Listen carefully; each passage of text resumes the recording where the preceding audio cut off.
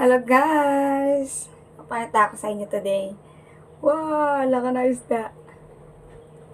Diba? First time bumili ni amo ko ng ganito kalaking isda.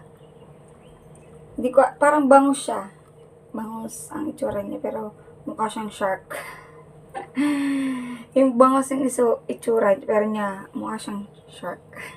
Mukhang shark, diba? Mukhang shark yung ganyan. Ayan. Iwain natin. Ianohin natin to sa ilang ulaman. Yun lang, na-share ko lang naman. Milkfish. Ay, hindi to iba yung milkfish sa atin eh. Iba yung lasa. Pag niluto. Ito yung, nakatikim na ako na ito yung maliit dito sa kanila. Parang parehas lang ng milkfish, pero magkaiba siya.